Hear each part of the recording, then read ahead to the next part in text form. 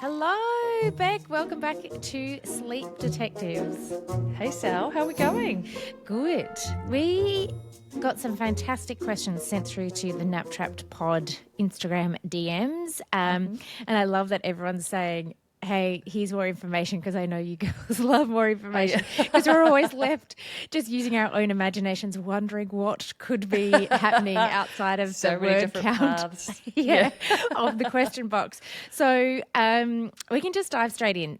Ellen writes, sleep detective question. 13 months old, sleep trained, and sleeps through 7 p.m. till 7 a.m. Amazing. But noticing getting up at 5:30, but never upset, and puts self back to sleep after some time awake, 10 to 40 minutes, and happily waking up, if not already awake, when I go in at 7 a.m. Should I be worried this is an early wake? Rarely cried out, and if he does, I wait 10 minutes but never needed to go in. Naps 10 a.m. for 30 minutes and 1 p.m. for 2 hours, still happily taking. Thanks. What a great little sleeper. Yeah. I feel like nothing to see here, like just move on. Like it's like I know that it feels like a little problem to solve, but I think your little one is actually solving it all by themselves anyway. And you do want to try and hold on to those 2 naps for as long as you can. Like I wouldn't be in a rush to drop anything or change anything at this point in time, because the fact that little one is sorting themselves out, I think is an indicator that they might just be working through something new. And if we start changing things through the day, we might put ourselves in a position where we do have to drop to 1 nap too early. And I think we want to try and hold on for as long as we can to a 30-minute nap at this point. The key here for me is that babies putting themselves back to sleep. Yes, 40 minutes. If you're listening to them toss and turn through the monitor and having a shout or blowing raspberries or whatnot can feel like a little bit of a long time at that hour. The key is that they are putting themselves back to sleep. And Beck, you and I say to each other all the time that if we asked babies what time they would like to start their day, guaranteed it is somewhere between 5 and 5:30. They all, that's, if I've ever had early rising in my house, it is always that time, 5:33, 5:37. Yeah. It's a really fragile time of the morning. And I commonly see babies have a brief waking and put themselves back to sleep. And if they are putting themselves back to sleep, I take no notice. Like it's just not an issue. You can always do a quick audit, like, is it chillier now in the morning? Do you need to just maybe add on a singlet or an extra layer?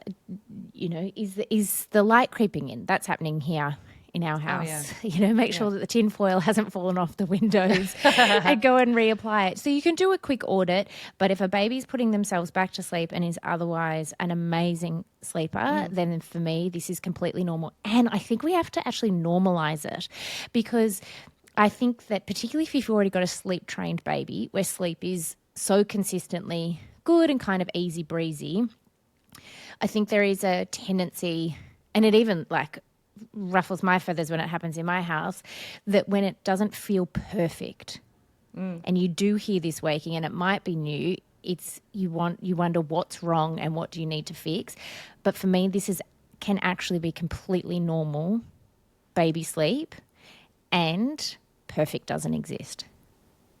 This is so true. And also it's time, because it could happen once or twice and never happen again. Yeah. It might happen once or twice a week for 4 weeks and then never happen again. Yeah. Or it might become a problematic issue that happens and it's relentless. And if it becomes a problematic issue that's relentless, then there's something that probably needs to be done about it. But for now, I don't think that it is. I think we've just got to sort of go, you know what? The good thing is that baby went back off to sleep and we've got to start our day at 7. That's your uptime, so it almost doesn't matter what happens. Baby could wake at 5:30 and be happy and chill in there until 7, and you get up and you start your day because that's uptime. I think it's just sort of, you've just got to sort of go with the flow. For me, just knowing that things are okay, you just hold steady. Hold steady. I also think sometimes I ask parents, would you hear this if you didn't have I'm not sure if this family's got a monitor in the room, but most families do. Would you be aware of this waking if you didn't have the monitor on or if you didn't have a monitor? And often the answer is no. But because you as the parent, as the adult, are also in a fragile stage of sleep, like it's so close to the time that we're starting our day from sleep prep and a melatonin perspective, that us hearing them is also causing us to wake. Whereas perhaps if it happened at 11 p.m. or 1 a.m. when we're more deeply asleep, we may not even hear it. That's such a really good perspective, because that is one of the negatives, I think, of having a camera on your little one. And certainly I try and encourage families that, once you've got really great sleep happening overnight, you don't need to use the sound function necessarily. Because for most families, you are able to hear your little one wake in the night. And if it's really important, they're going to let you know about it loud enough. So, and if it is a 5 a.m. sort of waking that is really not really causing any issues whatsoever, then I would be inclined to sort of switch that sound off so that you get to sleep through. But yeah, I think that's one of those things that if you're waking in the morning at that time, like your heart starts to drop and sort of thinking, oh my gosh, are they going to go back off to sleep? Whereas maybe that little hit of anxiety first thing in the morning isn't all that necessary. Gosh, I know that feeling. I know, it's like your heart drops. Or your stomach drops. And your stomach. You're like, oh my God. And don't wake up the other child. Yeah. All of that. All those things. So all that to say, we wouldn't classify that as an early rise. That is just most likely a clunky sleep cycle changeover in the fragile hours of the morning. And what an incredible little sleeper you have that is then putting themselves back to sleep until close to 7. Yep. No notes from Beck and Sally. Nope, that's it. Keep going. All right, next one. Hey, Sally and Beck, loving the pod. Thank you so much for your episode. Yesterday, I've been anchoring my 4-hourly feeds. I love hearing people speak Our in the terminology. way. We've got our own little glossary and dialogue. Yes, oh my God, we should put that in there somewhere. I've been anchoring my 4-hourly feeds with my 3-month-old. He's 3 months old. This was sent a little while ago. Sorry. It fills me with confidence knowing he is tired and due for his nap and not hungry, and it's allowed me so much more freedom. I have a sleep detective question for you. 3-month-old, we're following a routine. Naps are 8:45, 12:30, 4:30, quick 30 or 45-minute nap, and then 6:45, 7 p.m. bed, but I've been doing 7. 4-hourly feed 7 a.m. onwards, and he's a little overachiever. We're doing a dream feed. Last week he slept through to 5:30 and even 7 a.m. So we dropped the feed he was doing at 5 a.m. However, this week he's been waking up at 3:50, 4 a.m. and I've been resettling in cot, shush, shush, and he dozes off quite easily until 5 and then 6 and stirs again. He isn't hungry. How do I get him to 7 a.m.? I'm happy to keep doing what I'm doing too, but keen to keep the dream feed as I feel in control.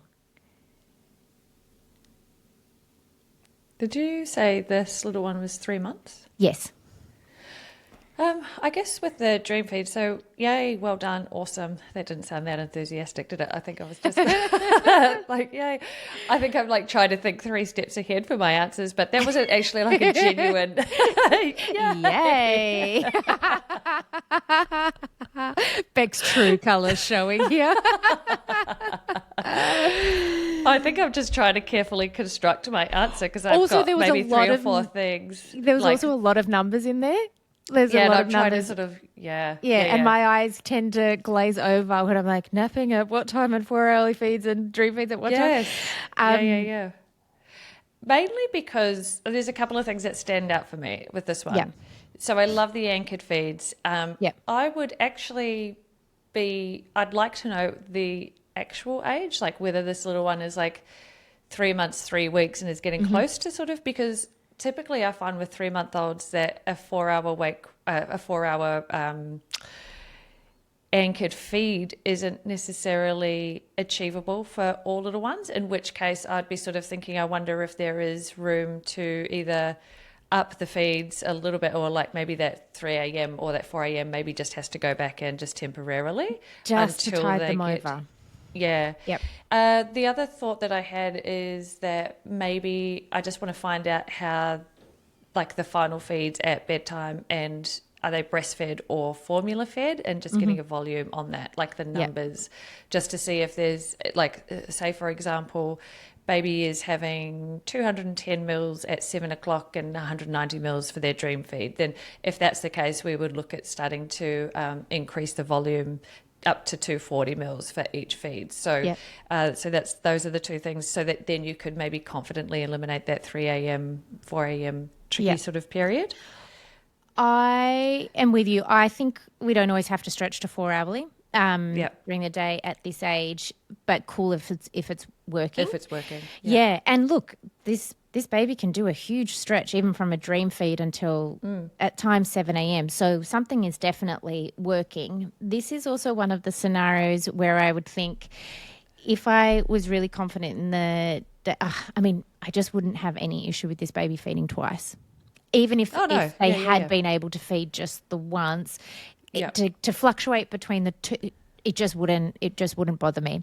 But it also, and you and I did an episode on the dream feed where you are far more pro dream feed than I am, because I then wonder, okay, if we dropped the dream feed, and yes, I totally understand parents loving the control of it, but in theory, could this baby or any baby in a similar situation, even older, then potentially sleep through until midnight, and then you do your big investment feed then, and then we know this baby can do a long stretch. In theory, it may tide them over longer rather than always having to add in the second feed back in. Does that make sense? Yeah, yeah. I think in any scenario, what you're probably going to find is that there's still an option to have that second feed. Definitely. So let's just say we drop the dream feed and then baby slept all the way through until midnight. Yeah. We would still use our 4 hour theory in terms of like when the next feed could be due. And because of the age, we'd have absolutely no qualms, even if they had a big investment feed at 12 Zero o'clock. qualms. If they woke after 4, totally fine. You get a boob to get back off to sleep, or you get a bottle to go back down. And that would be totally age appropriate and super normal. And if they I did and they guess happen to sleep longer, cool. then yeah, totally Yeah. fine.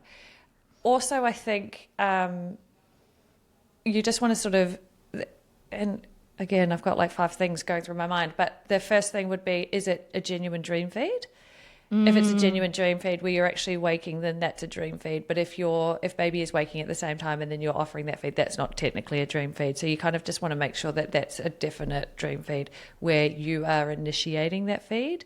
And then that would be, okay, well, then anytime after, say, and it was 10:30, anytime after, say, 2:30, 3 o'clock, you would be able to offer a feed. If they were sleeping through and you wanted to continue that, then it might just be a case of sort of going, all right, well, we do need to up some calories somewhere, Yeah. just to rule it out. So again, looking at those calorie needs, and then also just double checking how cold it is at that particular time of the night, because this is a really big one where most little ones are super restless at this time. So of this age, 3 o'clock onwards, super restless, very noisy, grunting, groaning, moaning, grumbling, all the things, and it feels like they're super awake, but typically they're not. They are just very loud and noisy. So the 2 things that you want to just rule out is cold. So just making sure that they've got enough layers on underneath their sleeping bag or swaddle, or if they're not using a sleeping bag and swaddle and you've got them in a bassinet or a cot, that you've got enough layers in terms of like blankets and sheets and so forth. Obviously, safe sleep guides. And then that you're not jumping the gun and trying to resettle something that doesn't actually need to be resettled. So if you're sharing a room together, this is often the case where they're super noisy, they don't necessarily need anything, but you're constantly trying to sort of sort it all out. So Yep. um, At which yeah. point, that's when my babies have ended up in their bassinet on the other side of the room. Just create so some that distance. create a little bit of distance so the snuffle and squeak isn't right in my ear, and it just gives me that buffer of not accidentally over responding. Because then when they cry, you think, okay, they've grunted and tossed and turned for 30 minutes, for example. Oh, now they're actually signaling that they need something. That's very different. I used to do I remember for my first baby, she slept 12 hours at 12 weeks, but just before she turned 5 months, so a little bit older than this baby, or, like almost the day she turned 5 months, for 3 days in a row, she woke at 4:35 a.m. and cried. And this is not on brand for her at all. And I thought, oh no, I think you might actually be hungry. And I used to do, because I breastfed, I did one breast. I gave her one breast and then back down until 7 a.m. And I did that for 3 mornings in a row. And then I thought, oh, well, for us, it was time to start solids. I introduced one meal of solids and she never woke again. And so I was very confident. I'm like, oh, that was genuine hunger. But I just gave her enough to go back down without giving this full feed at 5 a.m. I think if I was going to start anywhere, like a tip for this mum would be, if you're having to work really hard to get your little one back to sleep and stay asleep until 7, I would maybe just go back to just offering a smaller feed at, say, 3:30, 4 o'clock. And then if the next morning they don't wake until, say, 4:15, make that your new marker and reset with 3 a.m. waking, and just work systematically out again. But yeah, I feel like there's maybe a chance, if you're working really hard, you just got to look at your environmental and then maybe consider a smaller feed just to get you through. Okay. Last one from me, and then I think you've got one on your side.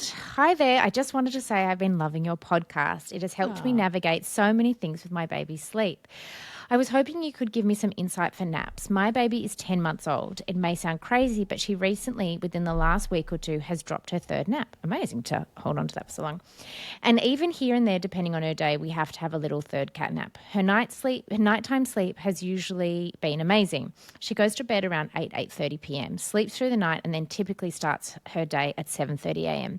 And then the first wake window for her seems to be very short no matter what. Around 9 till 9:15, she's cranky and wanting to sleep, so first nap is 9:30. What we have struggled with is her first nap is always 1 hour and 15 minutes. Then we can get her to 2:30 for her second nap. Typically this is a 2-hour nap, but here and there is 1 hour 15. That's when we may have to do a short cat nap later. Are we doing something wrong? So just to go back, this baby is 10 months old. I don't think there's necessarily anything wrong. There's things that I would tweak personally if this parent came and we were doing like a 2-week sleep solution. Like I would tweak things timing wise.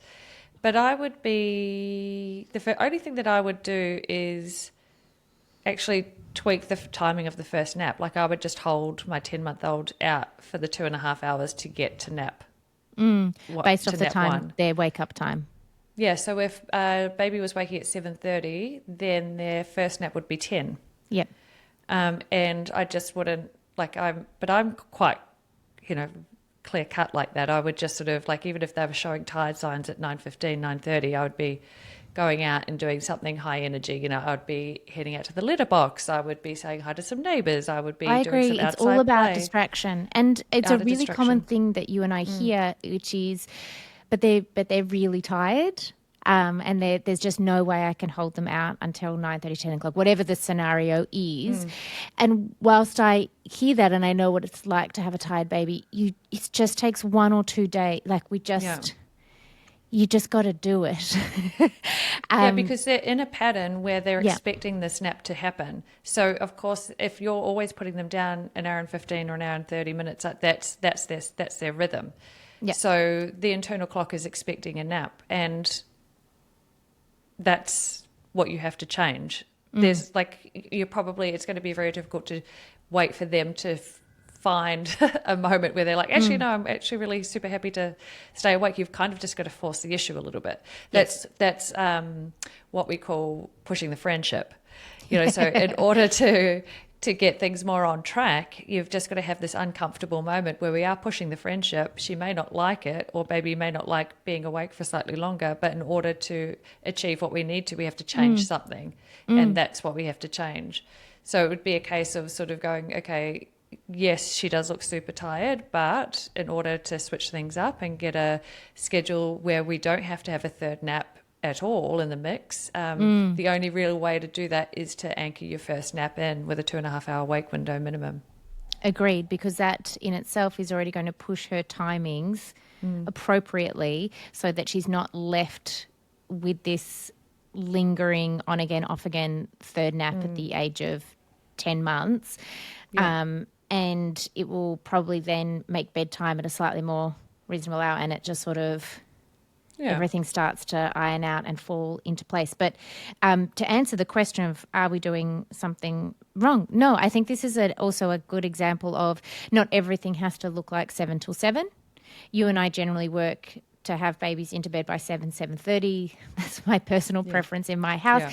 Yeah. We can work with different timings, but the principles stay the same. Like you were saying, we still anchor in the feeds. We still anchor in the first nap. I mean, the first nap it dictates the rest of the day. It sets you up. Yeah, we did an episode. One of our very first episodes is why is a 9:30 a.m. Why is a 9:30 a.m. first nap so important? I think it's something along those lines. For babies on 2 naps. Yeah, and I think that this one would be a really great episode for the listener to listen to. Yeah. Because you just apply it to whatever timings you've got going on for when baby starts the day. So it's really important that we do anchor it in so that the rest of the 2 nap scheduled day falls into place. Yes, even if it doesn't go perfectly to plan. That episode will also walk you through how to then troubleshoot based on a short early morning nap, for example. Okay, Beck, what have you got? Okay, I have the question was, and then I got a little bit of extra information, how to help a 3-year-old get back to sleeping well. Lost dummy 3 weeks ago, but that's not the issue. She goes on to share that she's a twin that's always slept great. She shares a room with her sister and both twins are in a cot each, but she will still wake and want dad to sleep with her. In the last couple of weeks, we've let her share her big sister's bed and she was fine, but this big sister didn't like it. So we've tried not to go to her and it doesn't work. One night there was a night terror, but otherwise she is fine as soon as we get her up. No naps for a while, but now due to bad sleep, she will fall asleep in the car and go to bed late, and it's a cycle. Yes, it sounds like a bit of a vicious cycle. And you kind of just got to find one area to start with, and then everything else starts to fall into place. So at 3, it's not uncommon for little ones to have given their naps away. And so for me, that's fine. Maybe there was a little while where that nap may have needed to stay for a little bit longer, and so sleep sort of took a little bit of a nosedive, and then we started to get some issues overnight. But now that she's 3, I think that we can work with working towards having no nap again. And so it might just mean that we have to focus on getting a number of consecutive days together so that you can work solely on getting your little one through the day without a nap and then getting them into bed at a reasonable time frame, and then working on your bedtime response, and then a very, overnight. very clear set response overnight. Yeah. That's where my head goes to, is that we drop the nap once and for all, and it might mean that you need to not be in the car. Is that what they said? That and it's tough, obviously you've got multiple children. We just need a couple of really safe days where they're not going to be able to sort of surrender to the motion of the car.